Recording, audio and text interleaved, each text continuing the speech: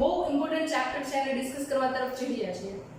And believe me that તમને જે કંઈ પણ કોન્સેપ્ટને લઈને ડાઉટ છે બધા જ આ લેક્ચર સાથે ક્લિયર થઈ જશે. સૌથી પહેલી વસ્તુ કે જ્યારે આપણે જનીન વિદ્યા છે અથવા તો જનીન વિશે શીખવા તરફ જઈ રહ્યા છીએ ત્યારે આપણા બેઝિક કોન્સેપ્ટ છે એ સૌથી પહેલા ક્લિયર હોવા જોઈએ. અને એ બેઝિક કોન્સેપ્ટ માટે જ આજે આપણે લેક્ચર રાખેલો છે. બરાબર? હવે તમને ખબર હોય તો જીનેટિક્સની અંદર મેઇન પ્રોબ્લેમ થતો હોય ને તો એ શું હોય? પેડિગ્રી એનાલિસિસ, એટલે કે જે દાખલાઓ પૂછે છે, એક્ઝામ્પલ્સ આવે છે. બરાબર? થિયરી ક્વેશ્ચન જે છે એની અંદર જે ટ્વિસ્ટ થાય છે. બરાબર? તો એ બધી વસ્તુ છે એ આપણને ક્યારે ક્લિયર થાય? જ્યારે આપણા બેઝિક કોન્સેપ્ટ ક્લિયર હોય ત્યારે. તો પર્ટિક્યુલરલી આજે આપણે બેઝિક કોન્સેપ્ટ જે છે એમને ક્લિયર કરવાના છે. બરાબર? સ્ટાર્ટ કરીએ પહેલા ત્રણ મેઇન વસ્તુ છે જે આપણા માઇન્ડની અંદર વેરી મચ ક્લિયર હોવી જોઈએ.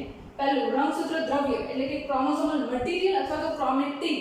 બરાબર? બે શબ્દ છે, એક ક્રોમેટિડ અને બીજું છે ક્રોમેટિન. આ બંને જે છે એકદમ અલગ છે, જેને સમજવાની ટ્રાય કરજો. બીજું છે રંગસૂત્ર એટલે કે ક્રોમોસોમ, ત્રીજું છે રંગસૂત્રિકા એટલે ક્રોમેટિડ. બરાબર?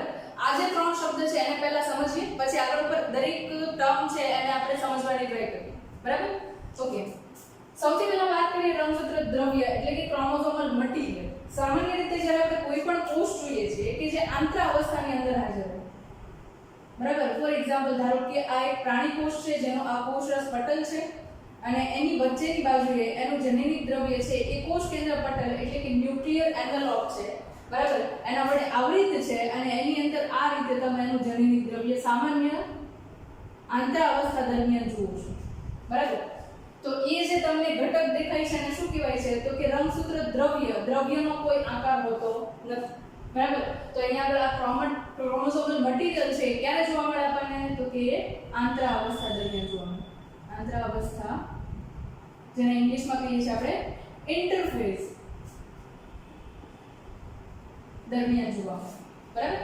બીજું અહીંયા આગળ છે રંગસૂત્ર. હવે રંગસૂત્ર જે છે ને સામાન્ય રીતે તમે જુઓ ને તો આ પ્રકારના રંગસૂત્રોથી તમે લોકો વાકેફ છો. બરાબર? આ જે છે એક રંગસૂત્ર થયું. બરાબર? અને એની સાથે હું અહીંયા એની જેવું સેમ રંગસૂત્ર ડ્રો કરવાની ટ્રાય કરું. બરાબર? અને આ રંગસૂત્ર જે છે એને હું શું કહીશ? તો કે એનું સમજાત રંગસૂત્ર. મતલબ કે આ એક જોડી છે રંગસૂત્ર. બરાબર? આ છે એ રંગસૂત્ર છે. હવે આ ટાઈપના રંગસૂત્ર છે એ તમે જોયા છે અને આ ટાઈપના રંગસૂત્ર છે એ તમે સ્ટડીમાં લો છો. પણ હજી એક ટાઈપ છે જે રંગસૂત્રનો તમે આ રીતે જુઓ છો.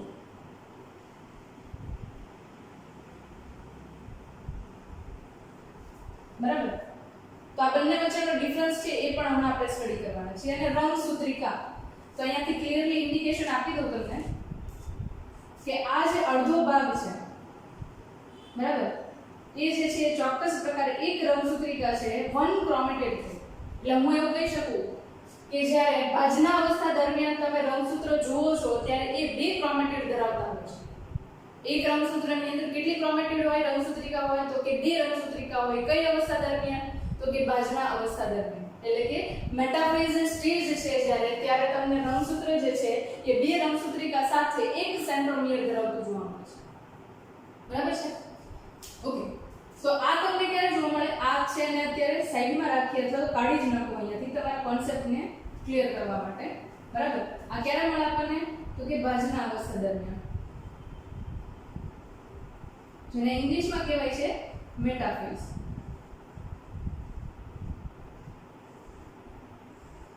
ઓકે, આગળ વાત કરીએ હવે રંગસૂત્ર જે છે એનું બંધારણ છે એમાં પણ બે વસ્તુ ક્લિયર કરી દો. આ જે છે એને કહીશું આપણે રંગસૂત્રિકા એટલે કે ક્રોમેટિડ, અને આ વચ્ચેની તરફ તમને જે દેખાય છે કે જે બે રંગસૂત્રિકાને એકબીજા સાથે જોડેલી રાખે છે એને આપણે કહીશું સેન્ટ્રોમિયર.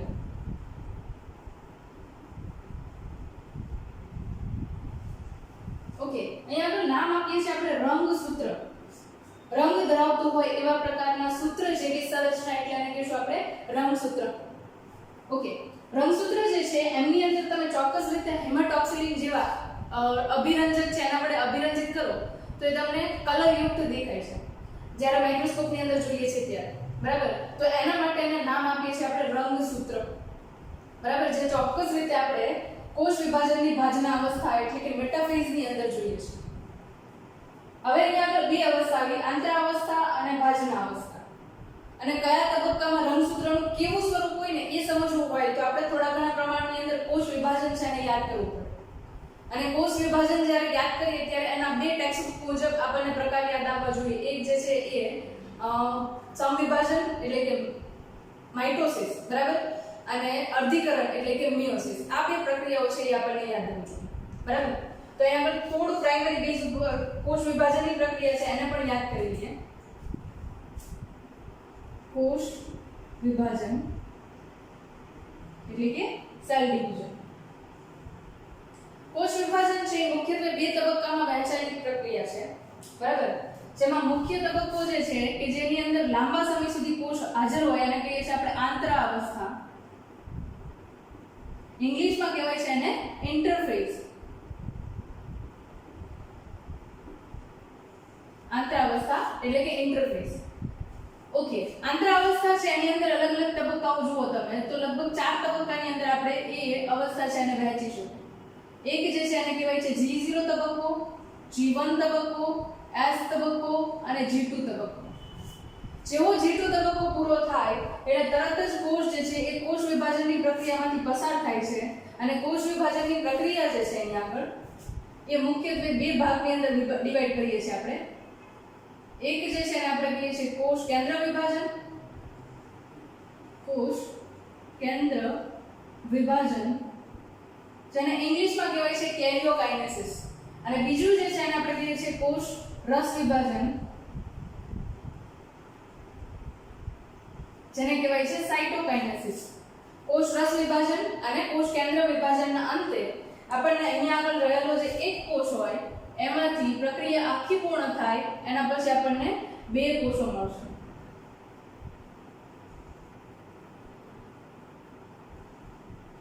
બરાબર, મતલબ કે આ કોષમાંથી આવી રીતે બે કોષોનું નિર્માણ થવા માટે G0, G1, S, G2 કોષ કેન્દ્ર વિભાજન અને કોષ રસ વિભાજનની પ્રક્રિયા થવી જોઈએ. ઓકે, જે અહીંયા કોષ રસ વિભાજન અને કોષ વિભાજનની પ્રક્રિયા છે એને આપણે કહીએ છીએ M તબક્કો, M ફેઝ, બરાબર. અને ઇન્ટરફેઝ. કોષ વિભાજનના મુખ્ય બે પ્રકાર, એક આંતરાવસ્થા અને બીજું M તબક્કો. આ બે મુખ્ય તબક્કાઓ છે. પછી એને સબ ડિવાઇડ કરીએ છીએ જે પ્રકાર તમારી સામે છે, બરાબર. હવે એક વસ્તુ અહીંયા જોવાની છે, આંતરાવસ્થા દરમિયાન આપણે અહીંયા આગળ બે કોષો બનાવવા છે. અહીંયા આગળ કેટલા કોષ છે? એક કોષ, બરાબર. હવે એને લઈને થોડુંક જનીન તરફ જઈએ આપણે. અને જનીન આવે તો ત્યાં આગળ ડીએનએ આવે, બરાબર. કારણ કે ડીએનએ નો ચોક્કસ કાર્ય કરતો હોય એવા પ્રકારનો ટુકડો છે એને જ આપણે જનીન કહીએ છીએ. અને જ્યારે ઘણા બધા જનીન છે એ ચોક્કસ આકાર આપવા માટે ભેગા થાય છે ત્યારે એને આપણે ચોક્કસ રંગસૂત્ર કહીએ છીએ, બરાબર. તો ડીએનએ થી લઈને હું તમને થોડું રંગસૂત્ર તરફ લઈ જાઉં છું. ફોર એક્ઝામ્પલ, આ ડીએનએ જે છે એ તમને કંઈક ડબલ સ્ટ્રેન્ડેડ એટલે કે બેવડી શૃંખલામાં આવી કંઈક સંરચના દેખાય છે. આ એક શૃંખલાથી આ બીજી શૃંખલાથી, બરાબર. આવી રીતે ડીએનએ ગોઠવાય. ઓકે, હવે એ ડીએનએ જે છે એ ધીરે ધીરે કરતા અરેન્જમેન્ટની અંદર સંરચનાની અંદર ગોઠવાય છે અને એના અંતે આપણને કંઈક આવી સંરચનાઓ ગોઠવાયેલી જોવા મળે ગુચળાકાર પર, બરાબર. એ ગુચળાકાર સંરચના છે હજી પણ ગુચળાકાર રીતે ગોઠવાશે અને ચોક્કસ રીતે તમે જુઓ ને તો આ જે રંગસૂત્રો તમે જુઓ છો, બરાબર, એ કંઈક આવી સંરચનાના અંતે ડીએનએ ના એકદમ કુંતલાકાર સ્વરૂપના અંતે આ રંગસૂત્રનું નિર્માણ થતું હોય એવું જોવા મળે છે,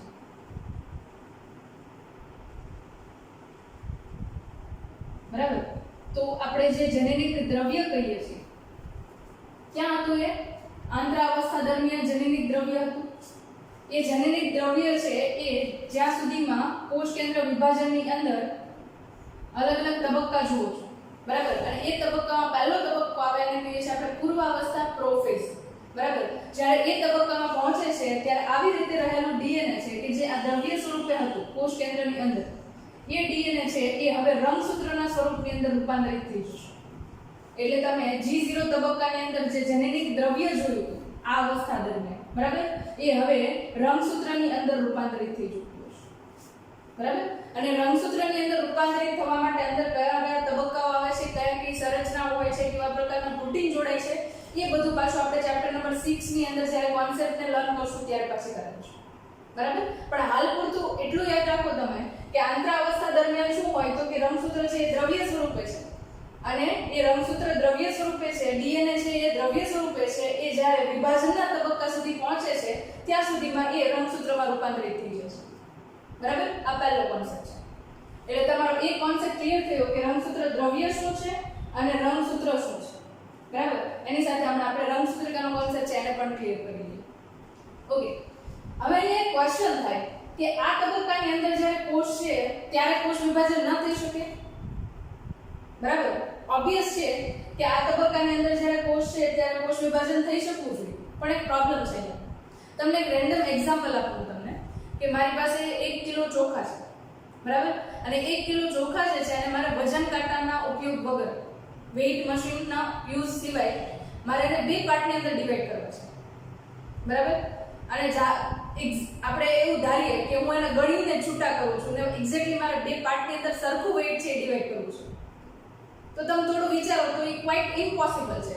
0.0000 લઈને થોડા ઘણા પ્રમાણની અંદર મિસ્ટેક આવે જ. બરાબર. પણ અહીંયા આગળ મારી પાસે એકદમ એક્યુરેટ ટાઈપનું વેઇટ મશીન હોય, બરાબર, તો એના મદદથી હું 500 ગ્રામના બે પાર્ટ કરી શકું છું. સે એ જ કોન્સેપ્ટ છે, એને તમે અહીંયા એપ્લાય કરો. બરાબર. આ જનીનિક દ્રવ્ય સ્વરૂપે છે. જ્યારે આપણો એક કોષ લઈએ છીએ ત્યારે એની અંદર 30,000 થી પણ વધારે અલગ અલગ પ્રકારના જનીનો હાજર છે. હવે શું કરવાનું છે તો કે 30,000 જનીનો હતા ને એને મારે કરવાના છે હવે 60,000 જનીનો, અને એ 60,000 જનીનો છે એને મારે બે પાર્ટની અંદર ડિવાઈડ કરવાના છે. એટલે અહીંયા આગળ હજી એક વચ્ચે સ્ટેપ આવે આંતરાવસ્થા પછી. અહીંયા આગળ શું થશે તો કે જનીનિક દ્રવ્ય જે હતું, બરાબર, એ કેટલું થશે તો કે કોષના કદની અંદર વધારો થશે, અને જનીનિક દ્રવ્ય જે છે એ પણ બેવડાશે, એટલે કે એ પણ ડબલ થશે. અને એના જે ડબલ થવાની પ્રક્રિયા છે એને આપણે કહીએ છીએ ડીએનએ નું સ્વયંજનન. ડીએનએ સ્વયંજનન. અને એ પ્રક્રિયા ક્યારે થાય છે તો કે એ તમને કોષ વિભાજનના આંતરાવસ્થાના એસ તબક્કા દરમિયાન ડીએનએ ના સ્વયંજનનની પ્રક્રિયા થતી જોવા મળે છે. હવે એક વસ્તુ સમજો, મેં તમને શું કીધું કે સ્ટાર્ટિંગ ની અંદર અહીંયા આગળ 30,000 જનીન છે એક કોષની અંદર. બરાબર. એમાં કેટલા કરવાના છે ડીએનએ ના સ્વયંજનન દરમિયાન તો કે એના 60,000 કરવાના છે. કેમ 60,000 કરવાના છે તો કે અહીંયા તમે જુઓ છો કે એક કોષમાંથી બે કોષ બને છે, તો એનો મતલબ એવો નથી કે 30,000 માંથી 15,000 જનીન થઈ જાય. બરાબર. અને જો આવું થાય તો એક વસ્તુ સમજો તમે કે કોઈકની અંદર આંખવાળું જનીન જાય છે, કોઈકની અંદર આંખવાળું જનીન નથી જતું, કારણ કે જનીન છે એના બે ભાગ થઈ ગયા વચ્ચેથી વિધાઉટ ડબલિંગ પ્રોસેસ. બરાબર. એટલે કે બેવડા થવાની પ્રક્રિયા વગર જ જો એમના ભાગ થઈ જાય અને બે કોષની અંદર વિભાજિત થઈ જાય તો અહીંયા આગળ જનીનની કમી થાય. એનો મતલબ એવો થયો ને કે પહેલી વાર જ્યારે કોષ વિભાજન પામે છે ત્યારે અહીંયા આગળ 15,000 જનીન છે બે કોષની અંદર આવી ગયા. પછી એક કોષ છે જ્યારે વિભાજન પામે ત્યારે 15 માંથી હજી અડધા કરનારો 7500 જનીન છે એ બંનેની અંદર ડિવાઈડ થાય. હજી પાછી નેક્સ્ટ જનરેશન થાય. તો મતલબ દરેક તબક્કે કોષ વિભાજન થાય અને જનીનની સંખ્યાની અંદર ઘટાડો થાય. આ પોસિબલ નથી, કારણ કે કોઈ પણ જાતિ હોય ને તો એનો નિશ્ચિત સિદ્ધાંત છે કે એની અંદર જનીન છે એ નિશ્ચિત હોય, રંગસૂત્ર છે એની સંખ્યા છે એ નિશ્ચિત હોય. જો આ સંખ્યામાં જનીન કે રંગસૂત્રની સંખ્યામાં કોઈ પણ પ્રકારનો વધારો કે ઘટાડો થાય તો એમને આપણે મ્યુટેશન એટલે કે વિકૃતિ તરીકે સ્ટડી કરીએ છીએ, અલગ જ બ્રાન્ચ તરીકે એને જોઈએ છીએ જીવવિજ્ઞાન. બરાબર. તો આઈ થિંક તમારો આ કોન્સેપ્ટ છે ક્લિયર થયો છે. જે ડીએનએ ની સ્વયંજનનની પ્રક્રિયા આંતરાવસ્થા દરમિયાન થાય છે. શા માટે થાય છે તો કે બે કોષની અંદર સમાન પ્રમાણમાં જનીનિક દ્રવ્ય અને રંગસૂત્રો છે એ વહેંચાઈ શકે એટલા માટે થાય છે. Is that clear to all? Right. Okay. હવે અહીંયા આગળ એક રંગસૂત્ર મેં તમને આ ટાઈપનું દેખાડ્યું હતું અને બીજું રંગસૂત્ર જે છે એ તમને કંઈક આ ટાઈપનું દેખાડ્યું હતું. જે આખી પેર તે આખી જોડી છે. ફોર એક્ઝામ્પલ, મનુષ્યના શરીરની અંદર કેટલા રંગસૂત્ર છે? કોષની અંદર, સોરી શરીર તો નહીં કહીએ, પણ માનવ કોષની અંદર હ્યુમન સેલ જે છે એની અંદર તમે લગભગ જુઓ તો અહીંયા આગળ સોરી ઓબ્વિયસલી 46 રંગસૂત્રો છે, એટલે કે હું એવું કહી શકું 23 જોડ રંગસૂત્રો છે. બરાબર. એમાંની ધારો કે આ પહેલી જોડ રંગસૂત્રની છે, સિંગલ પેર, ફર્સ્ટ પેર. આ પણ ફર્સ્ટ પેર છે. ઓકે. પણ આ બંનેની વચ્ચે તફાવત છે. આ જુઓ તો અહીંયા ડબલ થઈ ગયેલું છે અને આ જે છે એ ખાલી એમનેમ છે. તો હું તમને સિમ્પલ વે ની અંદર એક્સપ્લેન કરું તો અહીંયા આગળ આંતરાવસ્થા દરમિયાન જે કોષની અંદર 30,000 જનીન ધરાવતું રંગસૂત્ર છે એને હું કદાચ આ ટાઈપે વિઝ્યુઅલાઇઝ કરી શકું. બરાબર. અને એ જ રીતે જ્યારે હું એવું કહું કે ડીએનએ નું સ્વયંજનન થઈ ગયું છે ક્યારે, તો કે પૂર્વાવસ્થા દરમિયાન,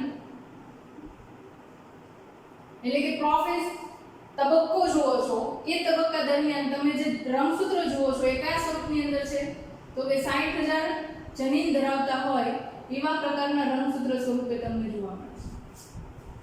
બરાબર. આ કોન્સેપ્ટ આઈ થિંક તમારો ક્લિયર થયો છે. હજી એક વસ્તુ છે, અહીંયા પણ તમને એમ થાય કે આ રંગસૂત્ર જે છે એ 4 નો થઈ ગયા. ના, રંગસૂત્રિકા છે એ 4 છે પણ રંગસૂત્રના નંબર એના 1 છે. રંગસૂત્ર કેવી રીતે ગણી શકાય, તો કે રંગસૂત્ર જે છે એ એમની અંદર રહેલા જે સેન્ટ્રોમિયર છે ને એના આધારે આપણે કાઉન્ટ કરી શકીએ. તમે આ તબક્કા દરમિયાન જો આંતરાવસ્થા દરમિયાન રંગસૂત્ર જુઓ તો એની અંદર સેન્ટ્રોમિયર કેટલા છે, 2 છે. આંતરાવસ્થા પૂર્ણ થાય અને પૂર્વાવસ્થા દરમિયાન તમે રંગસૂત્ર જુઓ તો એના સેન્ટ્રોમિયર કેટલા છે, 2 છે. પણ રંગસૂત્રની સંખ્યા નથી વધી, અહીંયા આગળ રંગસૂત્રિકાની સંખ્યા છે એ વધી છે. અહીંયા જુઓ તો એક જ રંગસૂત્રિકા ધરાવતા હોય એવા પ્રકારના 2 રંગસૂત્રો છે, જ્યારે અહીંયા જુઓ ત્યારે એ 2 રંગસૂત્રિકા ધરાવતા હોય એવા પ્રકારના 2 રંગસૂત્રો છે એવું કહીશું. બરાબર. અહીંયા આગળ કાઈ નથી થયું પણ અહીંયા આગળ જે જનીન ડબલ થયા, બરાબર, 30,000 ના બદલે 60,000 જનીન થાય છે, તો એ 60,000 જનીનો છે એ ધરાવતા હોય એવા પ્રકારની રંગસૂત્રિકાઓ છે અહીંયા આગળ. બરાબર. આ જે છે એમને દ્વિકીય રંગસૂત્ર સ્વરૂપે ઓળખી શકો અથવા તો એમને ચતુષ્કીય રંગસૂત્ર તરીકે પણ ઓળખી શકો. તમને યાદ હોય તો સાયનોપ્રોનોમલ કોમ્પ્લેક્સનું નિર્માણ થાય, સંકુલનું નિર્માણ થાય અને એ સંકુલની મદદથી જે રંગસૂત્ર આપણને દેખાય છે એને આપણે ચતુર્થક અથવા તો ચતુષ્કીય રંગસૂત્ર તરીકે ઓળખીએ છીએ. આઈ થિંક તમને લોકોને ચેપ્ટર નંબર 10 યાદ હશે, છતાં યાદ ન હોય ને તો આ કોન્સેપ્ટને લઈને તમે હવે પછી ચેપ્ટર નંબર 10 છે એને રીડ કરવાની ટ્રાય કરજો. બરાબર. હજી ત્યાં આપણે એક પોઈન્ટ આવે છે, જેનેટિક દ્રવ્ય છે 2C માંથી 4C થાય છે પણ અહીંયા આગળ નંબર ઓફ ક્રોમોસોમ છે 2N માંથી કેવા રહેશે, 2N જ રહેશે, એ 2N માંથી 4N થતા નથી. આ કોન્સેપ્ટ છે એને પણ સહેજ ધ્યાનમાં લઈ લઈએ. બરાબર. અહીંયા આગળ જેનેટિક દ્રવ્ય કેવું છે, 2C છે, રંગસૂત્ર કેવા છે, 2N છે. બરાબર. સેન્ટ્રોમિયરની સંખ્યા કેટલી છે જોડમાં, તો કે 2 છે, એટલે રંગસૂત્રની સંખ્યા કેટલી થઈ, 2 થઈ, રાઈટ. અને જેનેટિક દ્રવ્ય અહીંયા 2C કીધું છે, ક્રોમોસોમલ મટીરીયલ જે છે કેટલું છે, 2C છે, એટલે કે જેની અંદર 30,000 જનીન હાજર છે એવા પ્રકારનું જેનેટિક દ્રવ્ય છે, રાઈટ. નેક્સ્ટ એના પછી વાત કરીએ અહીંયા આગળ તો ડીએનએ નું સ્વયંજનન થાય છે, એના પછી 60,000 જનીન હાજર છે અને એની સાથે જેનેટિક દ્રવ્ય છે કેવું થઈ ગયું, 4C થઈ ગયું. પણ નંબર ઓફ ક્રોમોસોમ એટલે કે રંગસૂત્રની સંખ્યા તો કે એ જે છે એ 2N જ છે, કારણ કે સેન્ટ્રોમિયર જે છે અહીંયા આગળ 2 જ છે. બરાબર. તો આ કોન્સેપ્ટ છે એ પણ તમારો આઈ થિંક ક્લિયર થઈ ગયો છે. બરાબર.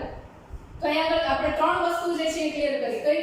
એક રંગસૂત્ર, બીજું રંગસૂત્રિકા અને ત્રીજું જેનેટિક દ્રવ્ય અથવા તો ક્રોમોસોમલ મટીરીયલ અથવા રંગસૂત્ર દ્રવ્ય. આ જે છે કોન્સેપ્ટ આઈ થિંક તમારો પૂરેપૂરો ક્લિયર થઈ ચૂક્યો છે. બરાબર. તો હવે આપણે જોઈએ કે ક્રોમેટિડ છે એને લઈને કોન્સેપ્ટ કઈ રીતે ક્લિયર કરી શકાય. બરાબર. રંગસૂત્ર જે છે એ રંગસૂત્રિકાઓના બનેલા હોય. હવે એક્ચ્યુઅલીમાં તમને કહી દઉં ક્લિયર કે સિસ્ટર ક્રોમેટિડ અને નોન સિસ્ટર ક્રોમેટિડ. બરાબર. એને ગુજરાતીમાં એક્ચ્યુઅલીમાં શું કહેવાય એ મને આઈડિયા નથી, એટલા માટે જ મેં ઇંગ્લિશમાં તમને રિપ્રેઝન્ટ કરીને આપેલું છે. બરાબર.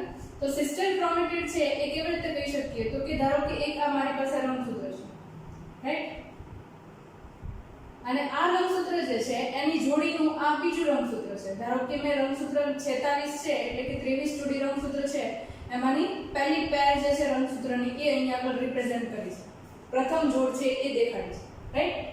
તો અહીંયા આગળ જ્યારે હું એક જ રંગસૂત્ર છે એની બંને રંગસૂત્રિકા માટે વાત કરું છું ત્યારે એ બંને છે એકબીજા માટે કેવી થઈ, સિસ્ટર ક્રોમેટિડ થઈ એવું કહીશું. પણ જ્યારે હું એક રંગસૂત્ર જે છે એની સાથે બીજા રંગસૂત્રની રંગસૂત્રિકા માટે વાત કરું છું ત્યારે એને હું કહીશ નોન સિસ્ટર ક્રોમેટિડ.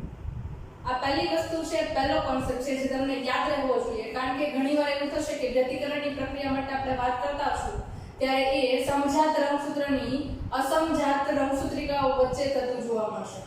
એટલે કે રંગસૂત્ર જે છે એમની જે નોન સિસ્ટર ક્રોમેટિડ છે, બરાબર, એમની વચ્ચે તમને વ્યતિકરણની પ્રક્રિયા થતી જોવા મળશે. બરાબર. ઓકે, તો આ સિસ્ટર ક્રોમેટિડ અને નોન સિસ્ટર ક્રોમેટિડ ને લઈને તમને આખો કોન્સેપ્ટ ક્લિયર કરાવ્યો. હવે જોઈએ તો રંગસૂત્ર જે છે એની અંદર સમજાત રંગસૂત્ર અને વિષમજાત રંગસૂત્ર કોને કહેવાય એ ક્લિયર કરો. બરાબર? ફોર એક્ઝામ્પલ, પહેલી પેર લઈએ છીએ આપણે રંગસૂત્રની. બરાબર? ધારો કે આ પ્રથમ જોડીના રંગસૂત્ર છે જે દેખાવે અને જનીન બંધારણની દ્રષ્ટિએ એક સરખા છે. બરાબર? તો જ્યારે આ બંને રંગસૂત્રો માટે હું વાત કરું છું ત્યારે એ બંને જોડીમાંના રંગસૂત્રો છે એકબીજા માટે કેવા થયા? સમજાત રંગસૂત્રો થયા. બરાબર? જોડીમાંના બંને રંગસૂત્રો છે કેવા થયા? સમજાત રંગસૂત્રો. બરાબર? હવે આ કઈ પેર કીધી મેં? ફર્સ્ટ પેર એટલે કે પહેલી જોડ છે એના માટે આપણે વાત કરીએ છીએ. હવે જ્યારે પહેલી જોડ સિવાય હું અહીંયા આગળ બાજુમાં બીજી જોડ રાખું છું રંગસૂત્રની. જે પહેલી જોડના રંગસૂત્ર છે એના કરતા બંધારણમાં અને જનીનિક દ્રષ્ટિએ પણ અલગ પ્રકારના છે. બરાબર? તો આ ધારો કે બીજી જોડના રંગસૂત્ર છે, સેકન્ડ પેર ઓફ ક્રોમોસોમ. બરાબર? બીજી રંગસૂત્રની જોડ છે. જ્યારે હું પહેલી રંગસૂત્રની જોડ સાથે બીજી રંગસૂત્રની જોડ છે એને કમ્પેર કરું છું કે એના માટે વાત કરું છું ત્યારે આ બંને રંગસૂત્ર છે એકબીજા માટે કેવા થયા? તો કે એ બંને રંગસૂત્ર બંને માટે વિષમજાત રંગસૂત્ર થયા. બરાબર? આ બંને રંગસૂત્ર એકબીજા માટે કેવા થયા? તો કે એકબીજાના વિષમજાત રંગસૂત્ર થયા એટલે કે હેટરોલોગસ ક્રોમોસોમ્સ થયા. બરાબર? એના પછી જોઈએ લિંગી રંગસૂત્ર અને દૈહિક રંગસૂત્ર એટલે કે sex chromosome and autosomal chromosome કયા છે. બરાબર? હવે આપણને યાદ હોય તો મનુષ્યના રંગસૂત્ર જે છે એ ટોટલ કેટલા છે? 46 છે, જેને આપણે 23 જોડી રંગસૂત્ર કહીએ છીએ. હવે 23 જોડી રંગસૂત્ર જે છે એને પર્ટિક્યુલરલી તમે અહીંયા મૂકો છો તો 22 જોડ રંગસૂત્ર છે કેવા છે? 1 થી લઈને 22 જોડ. તો કે એ જે છે એ દૈહિક રંગસૂત્ર છે. બરાબર? એ બધા કેવા છે? દૈહિક રંગસૂત્ર છે અને દરેક જોડીમાં રહેલો રંગસૂત્ર છે કેવો છે? તો કે એકબીજા માટે સમાન છે એટલે કે સમજાત રંગસૂત્ર છે. બરાબર? પણ જ્યારે પહેલી જોડનું રંગસૂત્ર છે હું 22મી જોડ સાથે કમ્પેર કરું છું ત્યારે એ બંને એકબીજા માટે કેવા થયા? વિષમજાત રંગસૂત્રો થયા. બરાબર? આ કોન્સેપ્ટ આઈ થિંક તમારું ક્લિયર થઈ ગયું. હવે 23મી જોડ રંગસૂત્ર જોવો ને તો એની અંદર બે પ્રકારના રંગસૂત્ર છે. એક હોઈ શકે x અને y અને બીજું હોઈ શકે x અને x. બરાબર? આ પાછું ચેપ્ટર નંબર 3 ની અંદર આપણે કોન્સેપ્ટ ક્લિયર કરેલો છે કે જો xy હોય તો એ નર કહેવાશે એટલે કે મેલ છે એવું કહીએ છીએ આપણે, અને જો xx હોય તો એ માદા છે એટલે કે ફિમેલ છે એવું કહીએ છીએ. બરાબર? તો અહીંયા આગળ તમે જુઓ તો નર જે છે એમની અંદર છેલ્લી જોડ જે રંગસૂત્રની છે. બરાબર? એ હંમેશા કેવી હશે? તો કે એ હંમેશા વિષમજાત હશે કારણ કે એની અંદર તમે જુઓ છો કે એક x રંગસૂત્ર છે અને એક y રંગસૂત્ર છે, ક્યારેય પણ બંને એકબીજાને સમાન નથી. જ્યારે માદા જે છે એમની અંદર તમે જુઓ તો છેલ્લી જોડ છે એની અંદર બંને કેવા છે? તો કે બંને એક રંગસૂત્ર છે જે એકબીજાને કેવા છે? સમજાત રંગસૂત્રો છે. આ એક કોન્સેપ્ટ છે તમારે યાદ રાખવાનો છે કે નરની અંદર કાયમ 23મી જોડ રંગસૂત્રની છે એ કેવી હોય? વિષમજાત હોય, હેટરોલોગસ ક્રોમોસોમ સાથેની હોય છે. બરાબર? તો આ દૈહિક રંગસૂત્રો છે મોટા ભાગે આપણા શરીરના સામાન્ય રીતે લક્ષણો જો આંખ છે, હેર કલર છે, સ્કિન કલર છે, સ્કિનનો પ્રકાર છે, આ બધી વસ્તુ છે દૈહિક રંગસૂત્રો છે મેઇન્ટેન કરતા હોય છે. જ્યારે લિંગી રંગસૂત્રો છે એ ઘણી બધા અંશે લિંગ નક્કી કરવા માટે જવાબદાર છે, જો કે બાકીના રંગસૂત્રો છે એ પણ એની અંદર જવાબદાર હોય છે. બરાબર? અને બાકીના લક્ષણો છે એના માટે પણ x અને y રંગસૂત્ર છે એ જવાબદાર હોય છે. બરાબર? તો આ વસ્તુ જે છે એ પાછું વધારે ડિટેલમાં આપણે અલગ અલગ પ્રકારની પ્રક્રિયાઓ જોઈએ. ફોર એક્ઝામ્પલ કલર બ્લાઇન્ડનેસ એટલે કે રંગ અંધતા, હિમોફિલિયા, બરાબર, સિકલ સેલ એનિમિયા, આ બધી વસ્તુ આપણે જ્યારે જોશું ત્યારે અલગ અલગ રીતે દૈહિક રંગસૂત્ર અને લિંગી રંગસૂત્રો છે કેવી રીતે ભાગ ભજવી શકે એ તમને આઈડિયા આવશે. રાઈટ? નેક્સ્ટ એના પછી વાત કરીએ એકકીય રંગસૂત્રની જોડ અથવા તો દ્વિકીય રંગસૂત્રની જોડ છે એવું ક્યારે કહેવાય? બરાબર? ફોર એક્ઝામ્પલ અહીંયા આગળ આ રંગસૂત્ર જે છે એની જોડ છે.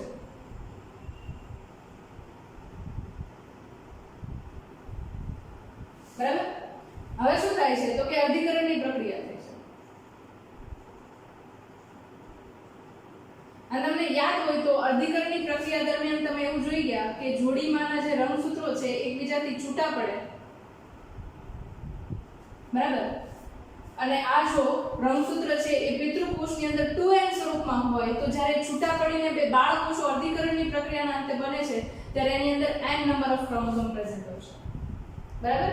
આ જે છે એ એકકીય રંગસૂત્ર ધરાવતા હોય એવા પ્રકારના રંગસૂત્રો જે છે એવું કહેવાય. જો કે હકીકતમાં તમે જુઓ તો અર્ધીકરણ 1 ની પ્રક્રિયા પૂરી થાય ને ત્યારે તમે આ બે રંગસૂત્રોને બે અલગ અલગ કોષમાં જુઓ છો. અર્ધીકરણ 1 ની પ્રક્રિયા પૂરી થાય ત્યારે અને અર્ધીકરણ 2 ની પ્રક્રિયા પૂરી થાય ત્યારે તમે આ રીતે જુઓ છો. ફોર એક્ઝામ્પલ આ કોષમાં અર્ધીકરણ 2 ની પ્રક્રિયા પૂર્ણ થાય ત્યારે એક કોષની અંદર આવી રીતે અને બીજા કોષની અંદર આવી રીતે રંગસૂત્રો ગયેલા હોય તો એ પ્રકારે જ્યારે રંગસૂત્રની જોડી તમને જોવા મળે ત્યારે એને એકકીય રંગસૂત્રની જોડ છે એવું કહેવાય. એના માટે થોડું તમારે અર્ધીકરણની પ્રક્રિયા 11મા ધોરણમાં જે આવી ગઈ ને એની આકૃતિ કે પછી એની થિયરી છે એ સમજવું પડશે. બરાબર? આ કોષ છે સેમ એની અંદર પણ એ જ થશે. બરાબર? અહીંયાથી રંગસૂત્રો છે એ છૂટા પડશે. રંગસૂત્રિકાઓ છે એ રંગસૂત્રમાંથી છૂટી પડશે અને બે કોષો જે છે એની અંદર આ પ્રકારે એકકીય રંગસૂત્રિકા સ્વરૂપે રંગસૂત્રો છે એ હાજર હશે. બરાબર? તો આ જે છે એને શું કહીશું આપણે એકકીય રંગસૂત્રની જોડ અથવા તો એકકીય રંગસૂત્ર એવું કહી શકીએ. જોડ નહીં કહીએ કારણ કે અહીંયા જોડમાં આવતા નથી. બરાબર? બીજું છે દ્વિકીય રંગસૂત્રની જોડ અથવા તો દ્વિકીય રંગસૂત્ર. તો દ્વિકીય રંગસૂત્રની જોડ ડિપ્લોઇડ સેટ ઓફ ક્રોમોઝોમ. આ જે છે simply diploid set of chromosome એટલે 1 થી લઈને 23 રંગસૂત્રો છે એ જોડમાં હોય તો ડિપ્લોઇડ સેટ ઓફ ક્રોમોઝોમ કહેવાય. એટલે દ્વિકીય રંગસૂત્ર છે એવું કહેવાય. અને જો 1 થી લઈને 23 રંગસૂત્ર માત્ર હોય પણ જોડમાં નથી તો એને હું શું કહીશ તો કે હેપ્લોઇડ રંગસૂત્ર. બરાબર? હેપ્લોઇડ સેટ ઓફ ક્રોમોઝોમ આવી રીતે એને આપણે કહી શકીએ છીએ. તો આ રંગસૂત્રને લઈને જેટલા પણ પોઈન્ટ્સ તમને કહી શકાય એમ હતા કે ક્લિયર કરવાની જરૂરિયાત હતી એ મેં તમને ક્લિયર કરવાનું છે. બરાબર? If you like content of video and your understanding is must be cleared by video, then please subscribe to YouTube channel Blooming Biology and of course share with your besties and friends.